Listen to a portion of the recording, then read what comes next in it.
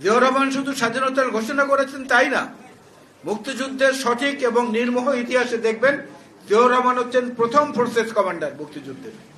অন্য যারা তারা পরে এসেছেন, 2.5 মাস পরে অন্য ফোর্সগুলো গঠিত হয়েছে। জিয়াউর রহমান প্রথম সেক্টর কমান্ডার, এর প্রায় 2 মাস পরে অন্য সেক্টরগুলো গঠিত হয়েছে। অর্থাৎ সব দিক থেকেই তিনি এগিয়েছিলেন, সর্বদিক থেকে।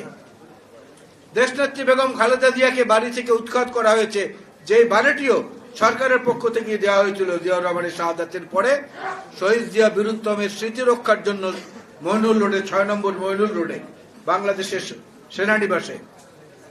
সেখান থেকে তাকে উচ্ছেদ করার পরে তিনি যে আবেদন জাতির কাছে রেখেছিলেন, সে আবেদনে জাতি সাড়া দিয়েছে। বেগম খালেদা জিয়াকে বাড়ি থেকে উচ্ছেদ করেছেন, আপনাকে দেশবাসী এই দেশ থেকে উচ্ছেদ করেছে, আপনার গোষ্ঠী সহ, আপনার সঙ্গে যারা আছেন তাদের সহ। এবং এইখানেও কপটতা, ভ্রষ্টতা, ভণ্ডামি দেখেন। শেখ হাসিনার কোন রক্তের সম্পর্কের আত্মীয় স্বজন কেউ কিন্তু গ্রেফতার হয় নাই। এবং 5ই আগস্টে পতনের ঘোষণা এসেছে, ওনার পলায়নের ঘোষণা এসেছে, ওনার আত্মীয় স্বজনরা চলে গেছে কিন্তু 2 তারিখে, 3 তারিখে, 1 তারিখে আগে ভাগে। ওই থেকে যদি আজকে পর্যন্ত দেখেন তাহলে দেখবেন গোয়েন্দা রিপোর্টের কথা আমাদের তুলনা করে বলেছেন আমাদের ডোনার ভাই। এই যে ওসমান হাদিকে গুলি করার পরে সীমান্ত দিয়ে যারা চলে গেলেন, সেই সীমান্তের ওই পারে গোয়েন্দা তথ্যের ভিত্তিতে আমি বলেছি, সীমান্তের ওই পারে হাদিকে লক্ষ্য করে যারা গুলি বর্ষণ করেছেন তাদেরকে রিসিভ করেছে জাহাঙ্গীর কবির নানকের এপিএস মাসুদুর রহমান বিপ্লব। এবং সেখান থেকে তাকে সুন্দরভাবে নিরিবিলিভাবে নিয়ে গেছে।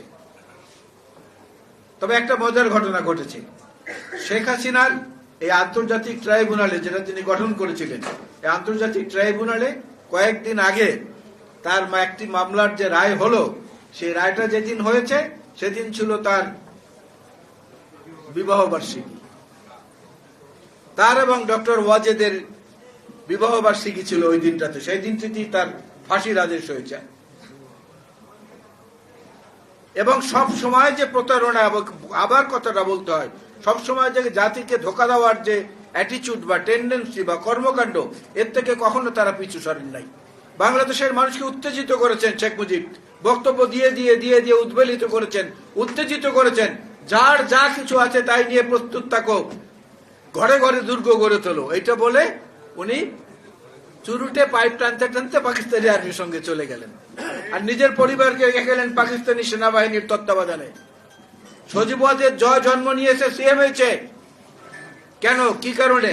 সিএমএইচ তো তখন পাকিস্তানি সেনাবাহিনী দ্বারা নিয়ন্ত্রিত। আপনারা ডাক্তার সাহেবরা ভালো বুঝবেন সিএমএইচ কারা চালায়। সেইখানে সজীব ওয়াজেদ জন্ম নিয়েছে। এবং মাসে মাসে, প্রতি মাসে তখন 1200 টাকা অথবা 1500 টাকা এরকম একটা টাকা শেখ মুজিবের পরিবারকে ভাতা হিসেবে, সম্মানী ভাতা হিসেবে প্রদান করা হতো। মুক্তিযুদ্ধে এই তো তাদের অবদান। এই জন্য আমি অনেক সময় বলি, এর আগেও বলেছি, যে আওয়ামী লীগের যারা মুক্তিযোদ্ধা বলা দাবি করে, ওরা মুক্তিযুদ্ধের গল্প শুনে শুনে মুক্তিযোদ্ধা হয়েছে। ওরা হচ্ছে শরণার্থী মুক্তিযোদ্ধা। ওরা অস্ত্র নিয়ে এই দেশে কখনো ঢুকে নাই, অস্ত্র হাতে হয়তো ওইখানে ঘোরাঘুরি করেছে, অস্ত্র নিয়ে কখনো শত্রুর মুখোমুখি হয় নাই, যেটা জিয়াউর রহমান সাহেব হয়েছেন, যেটা আরো অনেকে হয়েছেন। এবং জিয়াউর রহমানকে বীরুত্তম উপাধিটা ভালোবেসে দেন নাই, হি ডিজার্ভস ইট, এই জন্য তাকে দেওয়া হয়েছে। আরো অনেককে দেওয়া হয়েছে, সেই সঙ্গে তিনি পেয়েছেন। ভালো কোন রাজনীতি বাংলাদেশকে উপহার দেওয়ার মতো কাজ কখনোই শেখ হাসিনা করেননি।